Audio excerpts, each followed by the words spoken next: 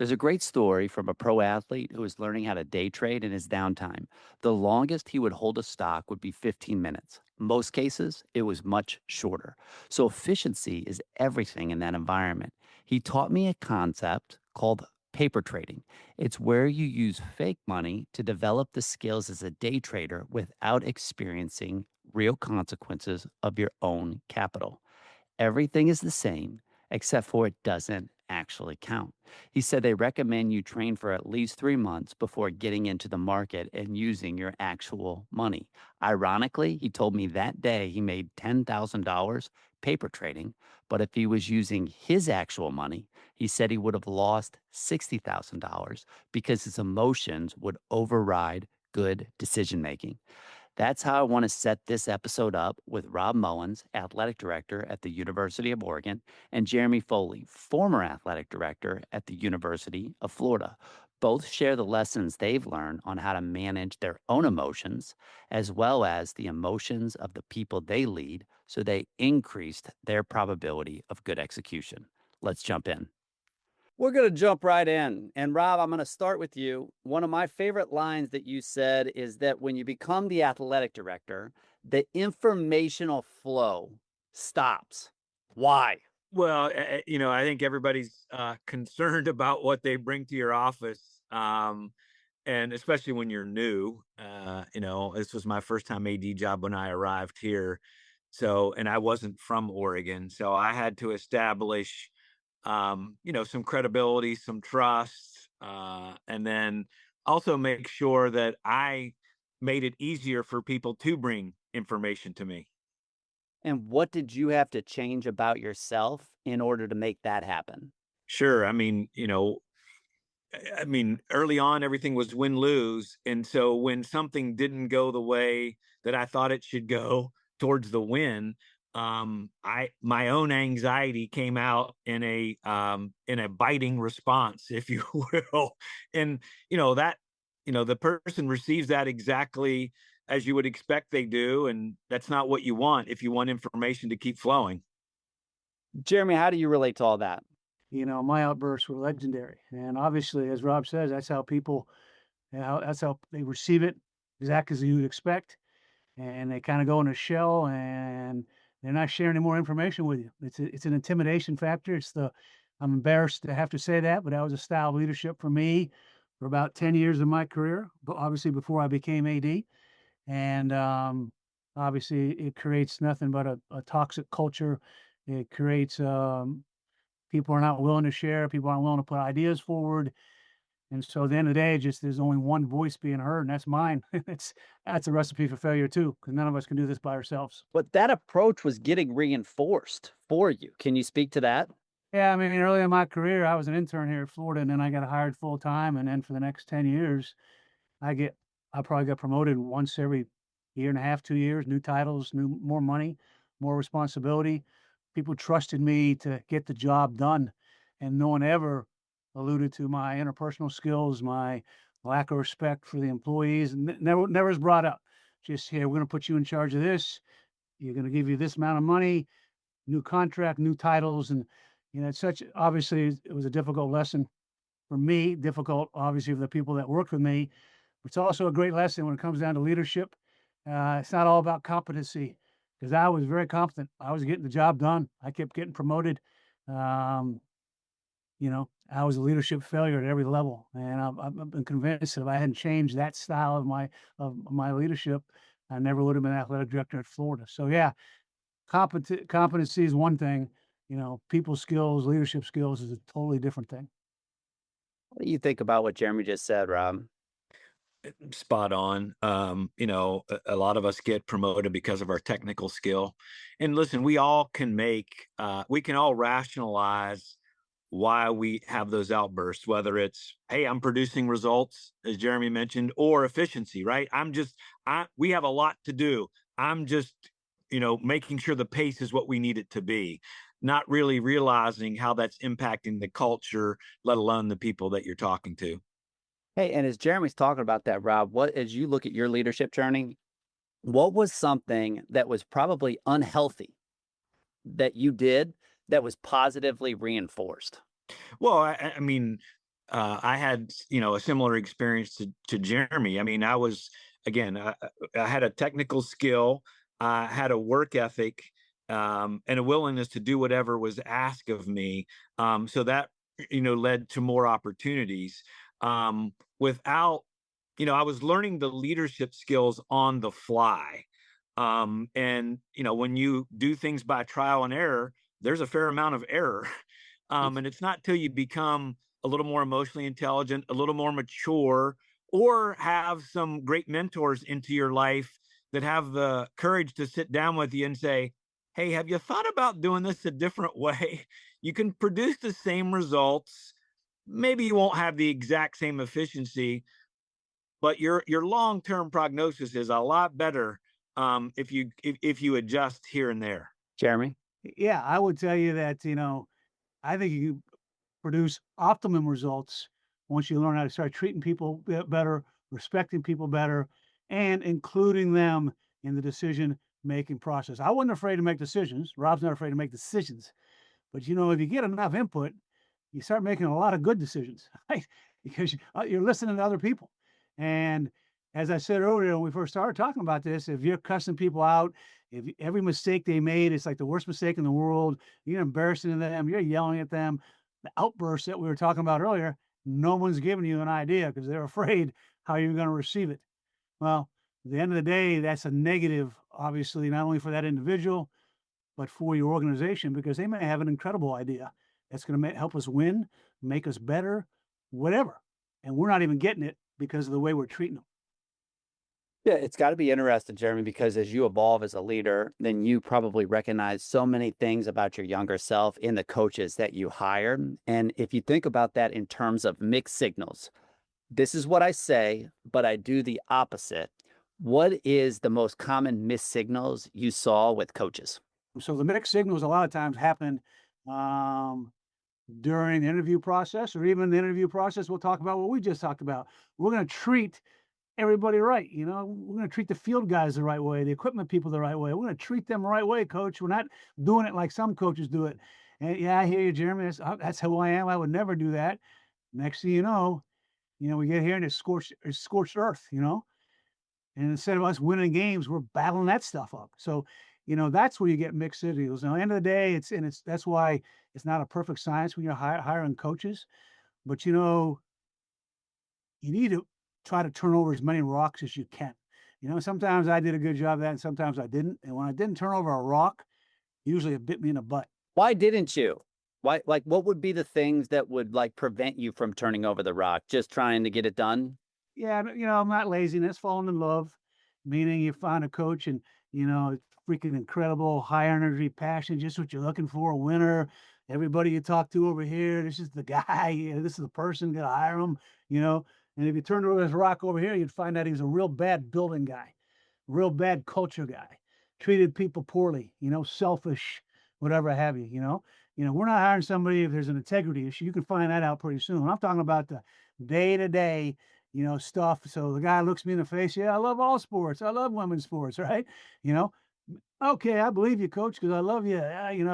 Maybe if I turned over a couple rocks, I'd find out that wasn't true. Maybe, it wasn't laziness. It's just sometimes you get blinded by the lights, and that's why you got to be careful when you're hiring coaches. You got to be careful. Rob, what are some of the mixed signals that you see with coaches? Well, I mean, as we've talked about in some of the work that you've done with us, right, is you're right. Your actions have to mirror your words, and you have to hold the adults accountable the same way you do the student athletes. There has to be some consistency across it. The other thing too is busyness doesn't always equal productivity, and so it's okay to admit when you have your own set of anxiety instead of displacing it somewhere that's disruptive to some of the things. And You hey, know, what and are that, concrete examples for that? Just because I know coaches will see themselves in some of these examples. well, I think Jeremy hit on it. What happens is, we see it all the time, particularly as the stakes get higher in competition, is we'll see a coach get focused on something that has absolutely nothing to do with performance. It can be landscaping. I mean, it can be anything related to a contest, but that's just their out. In fact, it's we talk about it so much here administratively that we call it displaced anxiety. And when one of us as a administration experiences it, we share it with the others, because we've got a nice little running list because we know what it is. And so we can try to be supportive in that moment to the coach that's feeling that anxiety. The risk is, as Jeremy noted, is, it could offend some people that, are in the crosshairs that really don't deserve to be. And Jeremy, when you see people start to misplace anxiety because of the moment, what's the best lesson you learned about neutralizing that person? When Urban Meyer came here, his first year, we beat Tennessee in a swamp, huge game, and we play Kentucky next week. And Kentucky wasn't what Kentucky is now. Kentucky football program's come a long way. Rob knows, okay? But back then, they weren't very good.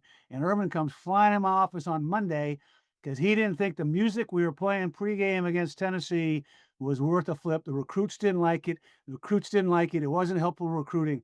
Okay, coach, I'll get on the music. What do I don't even know what they're playing, right?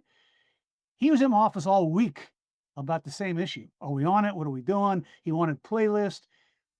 We went out and played a very poor Kentucky team and almost lost to them. And I went into Urban on. So I drove up from my home on Sunday morning. I walked into his office and I said, Urban, you know why you guys played so poorly yesterday? He goes, why? I said, because you worried about freaking music all week, right? And it's not even rocket science. How you coach your Hey, team? how did he handle that? First of all, no coach likes to hear that. But, and I just went home. I didn't care how he took it because I was right. And he came out. Our offices were right next door to each other. He came to my office on Monday morning. He said, "You're right. You're right." So I give him credit for thinking about it. But that's what I'm talking about. That's what Rob's talking about. I mean, it manifests itself mostly by not being as good as you can be. It is because it's a hard enough job trying to do what you're supposed to do. So, like I say, I think the way you're going to handle that is you got to confront it head on right away. Rob, you were rolling. Why? Well, I mean, it's spot on, and music, marketing, advertising are always at the top of the list of displaced anxiety, because it's an easy target, right? It's something that they don't know a lot about, and everybody wants more people, more energy, whatever. So yeah, over time, I've come to adapt the same approach that Jeremy referenced, and that is just ask a question. Is that going to help us get one more out today? Is that going to help us make one more bucket today? Really, is it that important to be literally? You could be minutes before starting the contest, and these things happen. Go ahead, Jeremy. The best coaches, and Becky knows this, that were here at Florida, national championship coaches. I'm not saying every once in a while they didn't get into coach world like music and they get back there, but the ones who are the best because they had incredible focus and they never got out there. They didn't worry about what the marketing was. They knew the job they had to do. The relentless focus, I would tell you, was the key to their success. And it's the same thing they ask their student athletes to do. That's the crux of what I'm trying to get at, Rob, because one of the things that you are constantly talking about is how you connect things outside the lines from a behavioral standpoint, from a standard, from a principle standpoint inside the line, and how that can create such inconsistent messages when coaches have double standards. Can you speak to that? Yeah, I mean, again, I'm just going to kind of take off of what Jeremy said. Discipline is discipline, right? And for 18 to 22-year-olds, consistency is extremely important. And they're paying attention to everything. So if you truly have a philosophy and want to build the culture, it's hard for that to land on them if you have a double standard, whether that's class attendance, academic performance. I mean, you name it. Your best chance to reinforce your message for what you want between the lines, particularly at critical moments, is to also expect that outside the lines. And the justification coaches give, if you were trying to bring that up, would be what? Well, it's evolved now. You transfer portal's a part of every conversation. I'm on them so hard when they're between the lines. I can't always be on them when they're outside the lines. But the reality is, as Jeremy said, the good ones have very clear standards. And, all they got to do is call in a student athlete and say, was that within our standard? And they'll tell you the truth. Jeremy, go ahead, man. I know you're teeing up on this one. Again, the best coaches I've had here, and again, coaches are coaches, and their livelihood depends on these guys and these women, and and I'm not saying, so sometimes you got to get them back to where they need to be. It's never perfect, but at the end of the day, the best ones did have standards. The best ones, you know, I mean, the best coaches here had that, okay? And it's just, I think sometimes when they live, I've always say this world's easier, the world that I'm in and that Rob's in, and probably you guys are in, if it's black and white. Here's the standards, here's what we believe in, whatever have you. And if you live in a gray area and it starts getting squishy, gray is not a good, I don't think you thrive in a gray area. I don't think success is created in a gray area, okay? And so, I just like, again, the best coaches here, as Rob said, had standards, had values, and try to hold people accountable to them. Jeremy, I want to talk to you about that because I was literally sitting outside at NBA Arena on a bus and people were filtering out. And it was after a loss. And I just looked at it and I just thought to myself, all of this stuff is entertainment. And there are two types of athletes at the highest level, it seems, is that there are entertainers who play for the audience, and then there are competitors who play for the organization. How do you think about that? Well, I'm going to agree with you, number one, and also I don't think the entertainers, I don't think they have many rings. Um, I just think they don't. I think the team that plays the organization either wins rings or have a chance to ring. Watch an interview with Kobe Bryant.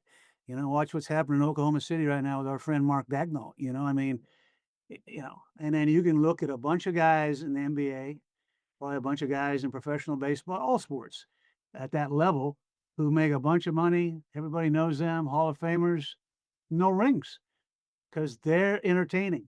And again, to each his own. But I don't think you build anything great if we're just in the entertainment business. I think you got to have that competitor. You got to have that inside you. You got to have that fire inside you, and that's got to be what drives you. Is the competitive aspect of what we do. Jeremy, you had a great line. It was fans can't be your audience. Can you break that down? I mean, if you're trying to manage, to please fans or to listen to fans or, to so they don't yell at you or criticize you, you can't manage that way. I mean, my business is no different than Rob's. We need fans, we need donors, we need their checks, we need them to buy tickets and everything, but they can't manage your program. They can't, and you can't be. And here's another thing: is you're never getting universal acceptance, right? No matter what, they're going to be on you. You're supposed to score 10 goals, you only score two, but you still win. People are disappointed. And so that's the reality of the sitting in the chair. But when you try to make decisions based on what are they going to think, is this going to get me ripped? Is this hire going to be good? Am I going to lose the it's a recipe for failure as well. So I mean, you got to stick to who you are. You got to do your job. Obviously, we all want to please fans. Obviously, we all want to win press conferences. Obviously, we all want to make the right decisions, hire the best coaches. Right? It doesn't always work that way. But if you start worrying about that, I think it's going to paralyze your thought process. You're going to be hesitant to make decisions in a way you need to make them because you're worried about an outside force that's got nothing to do with anything. Logically, it obviously makes sense. Rob, why do you think people fall into that trap? Probably job security. Sometimes making short-term decisions based on job security. You just see people change once they have job security and a bit of a resume, particularly as it relates to recruiting. Right? You can. There's an art to recruiting. You know, People at a certain level can identify the five-star or the elite athlete. The question is, does that athlete fit with your program, your values, and your principles? So, do you have the conviction to walk away from the talent because you know what it would do to your culture? Um, And that takes an experienced, secure leader to do that. And that's only magnified now with portal, NIL, and agents and other representatives. So it's a complicated world. Um, but I mean, me included, everybody wants job security. And so Hey, that'll drive some of your thinking. a coach always like, there's a coach that said, "That person's compromised." That's how they looked at that. What are some signals that that person is compromised? Well, I mean, again, I think when you start, again, when the words and actions don't mirror, and you start to see a pattern of short-term decisions, thinking that I will change this once I get to some achievement or some result, a level of contract or a level of compensation, um, that's a recipe for disaster. And I've been with you for a while, so I understand your relationship with precedent, and I have such great respect for how you've gone about maintaining that. As you look back on your career and you reflect, when were you most compromised or at least vulnerable to being compromised? Oh, I think when I became an athletic director, and every result really falls on your desk. And so, as Jeremy said, I mean, as an athletic director, most days, if you get an approval rating of 51%, you're doing pretty good. Especially if you stay at the same place for a long time, you're making a lot of decisions. And fortunately, we're in a business where there's extreme passion. But one decision could be 50-50, and you start to compound those over the years, and you, you just have to have a certain level of achievement and a certain level of comfort to really get beyond the anxiety of security. And I fell into that trap. Jeremy, your reflections on what Rob said? Maybe because it was a different day and age, and maybe because I've been here so long, it's the only place I ever worked. And maybe it was just, I don't know, me. I was never fearful of losing my job. I just hated to fail, and I would have hated to lose my job. I love being at the University of Florida. I love Gainesville. I love my friends. I love my house. And I'm not flippant about that at all. We all have an anxiety. And obviously, I failed a million times. I hired football coaches, didn't work out. I made decisions that were very unpopular and were wrong. And the next thing you know, they're front page news. I was fortunate to work for some people who trusted me. Trust is important here. And weren't listening to other outside forces. Someplace there are ADs and presidents who don't respond. There's some guy writing checks who makes the decisions, and that would have been tough for me, but I think also I was also not afraid of failure, meaning, okay, I failed. It's on me. How do I fix it? How do I get better? How do I make sure I don't do this again? I didn't wilt in the face of failure because we're all going to fail. We all, over 25 years, think how many times I failed. And so, I think you should be afraid of your security and everything if you keep failing and you don't change. I was smart enough to realize I keep making bad decisions. They're going to fire me, and still wasn't afraid to make decisions. And I get it. Obviously, I'm the old salt in the room here, and my career is come and gone. But, if you're afraid of failure, afraid of getting fired, afraid of this, afraid, I don't know how you can make any decisions when you're afraid all the time. I don't think that's what Rob's talking about, but there are some people who are afraid because when you're making decisions, when I make a decision or Rob makes a decision, it's ours. We own it. And when it fails, you can't be pointing fingers. It's on us. And the whole world knows it. Right. So if the failure causes you, well, I'm going to get a committee together and I'm not making decisions or I'm going to take the easy path or whatever have you. I don't know how you can be great doing that either. So you can't let anxiety, which is human nature, change how you manage. You still have to be decisive and make decisions. So many people lean on you for mentorship and have for a long time. When you think about the colleagues that ask you for advice, when do you recognize this person is extremely vulnerable for being compromised?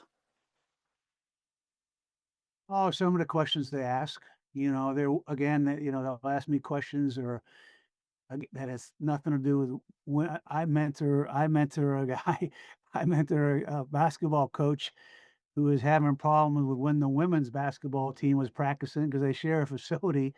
And I told him it's got nothing to do with anything. You need to go practice, all right? And then I put him in touch with Billy Donovan, and I saw Billy like 6 weeks later, and I said, "How was your meeting with so and so?" He says, "Great." Except he brought up he's got to practice at a different time because of the women's basketball program, so he's still talking about it. I called him up. And I said, "I got no skin in this game. You don't work for me or anything, but let me tell you right now, you better let that go or you can't be successful, all right?" So you can tell by the things they're worried about, the things they ask. And conversely, you can tell somebody who's really on the right track by, the insights they're looking for, the problems they're trying to deal with, the problems they're trying to fix. And usually they relate to staffing, chemistry in the locker room, and discipline, entertainment versus, trying to win, all those type of things. You can tell, when people are asked to me, you can tell they're compromised when they start asking me questions about, again, if that individual's at Florida, I would have brought him in and say, whoa, whoa, whoa, what are we talking about here? What are we talking about? So we'll end with this on this portion. If you all were to think about your leadership journey, what was the most important and hardest thing that you had to let go of personally for you to find your next level? Rob, we'll start with you. Oh, that's a tough question. Again, I think you just have to, you one, you have to 100 percent be committed to your integrity and your values. And when people disagree with those, you just have to be able to put your head on your pillow at night knowing that you did the right thing. And there can be no compromise in those. And then, when you realize that it has to be the team, the team, the team, the team, is when you can flourish. Two things I want just everyone to think about on what Rob just said is when has your integrity been tested the most internally? And then what is it like to work for someone that cares more about their external perception as opposed to their internal team? So just think through that. Jeremy, what did you have to let go of? Well, I'd been in Florida my entire career when I got hired as AD. And during that journey, as I alluded to earlier, I got promoted to a lot of different things. And, because staffs are smaller back there, I would get promoted from the ticket office to the business office and still be in charge of the ticket office. And then I get promoted in charge of facilities. I did a lot of different things. And, when I first became AD, I had my fingers in all those things. I still wanted people to do it the way I did it and think about the things I did. And so I guess letting go of control was hard early on. But there's also I finally figured out there's no way I could do this job the way I was trying to do it by having my fingers and everything. And there's another thing is when you try to control everything, it's kind of a either it's a signal to your folks you don't quite trust them. And so you're not building trust within your program. But early on, because I've been doing certain things for so long, I'd see how people are doing it. And I won't, wait, we need to do it like this. And it was hard. And again, I'm 80 now. And so, and it's not, hey, I didn't have time. You can't micromanage, don't have time. But more than else, that's a bad signal to your staff. It means you don't trust them. Go ahead, you do my job. And that's obviously not good for your culture. How did you find like an internal peace knowing, okay, if everyone can do what I did when I focused just on that at an 8 out of 10, we're okay, even though all I can see is the two that is not there and it would be there if that was my focus. Probably maturity, and probably just as I focus on trying to treat people better, respecting people. And here's the deal: we talked about I kept getting promoted all those years. Obviously, I was making a million mistakes. Nobody jumped my ass for making a mistake. Nobody. I just made them, and I learned from them, and I grew from them. All right, well, fine. Everybody should have that same opportunity. They don't need me looking over their shoulder and whatever have you. So, you know, at some point in time, if there's a time that the 2 really make a difference, then maybe you bring someone in and you try but there's a way to do that, He did a great job Saturday, it was incredible. That was, marketing. That was perfect. Next time we do that, think about doing this maybe. There's a style there that you can get to the 10 out of 10, but it's also in a kind way, a gentle way. It's not my way or the highway. It's not yelling. It's not you screwed up. Because here's another thing as you realize as you get older, and nobody wants to hear this, but it's the truth. 8 out of 10 sometimes may be all you're going to get. An 8 out of 10, I'm not talking about 8 out of 10 of the football coach, or it doesn't work, okay? But, 8 out of 10, if you're putting on a game or if you're opening the stadium or something and you're 10 minutes late, who likes that? But the rest of the game went great. I think sometimes you got to realize these are all human beings as well. You're not perfect. They're not perfect. Hope you enjoyed that conversation as much as I did. Here are a few questions to help you take it a step further. First, what are two things you could tactically improve to make you a better listener?